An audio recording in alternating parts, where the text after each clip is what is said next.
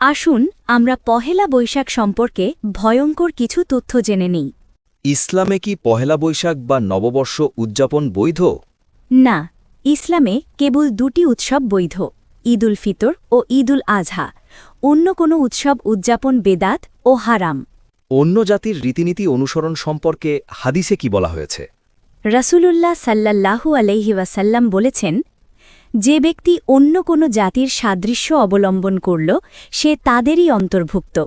ইসলামে নতুন প্রথা বা বিদাত সম্পর্কে কি নির্দেশনা আছে? রাসূলুল্লাহ সাল্লাল্লাহু আলাইহি ওয়াসাল্লাম বলেছেন, যে ব্যক্তি আমাদের এই দিনের মধ্যে নতুন কিছু সৃষ্টি করল যা এর অন্তর্ভুক্ত নয় তা প্রত্যাখ্যান করা হবে।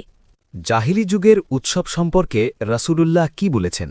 মদিনায় এসে রসুলুল্লাহ দেখলেন জাহিলি যুগের উৎসব। তখন তিনি বললেন, আল্লাহ তোমাদের এই 2 দিনের বিনিময়ে অন্য দুতে উত্তম দিন দান করেছেন, কুরবানি ও রোজার ঈদের দিন। প্রাণীর প্রতিকৃতি বা ছবি আঁকা সম্পর্কে ইসলামের অবস্থান কি?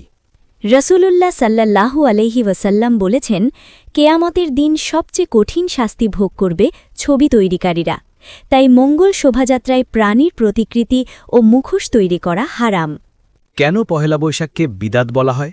এটি হিন্দুয়ানি সংস্কৃতির অনুসরণ। নতুন বছর থেকে মঙ্গল কামনা করা বিদাত, কারণ কল্যাণ অকল্যাণের মালিক একমাত্র আল্লাহ। পান্তা ইলিশ, শোভাযাত্রা ও মুখোশের মতো অপসংস্কৃতি ইসলামের সাথে সাংঘর্ষিক। আসুন আমরা এসব বিদাত থেকে দূরে থাকি আর ভিডিও শেয়ার করে সবাইকে জানার সুযোগ করে দেই।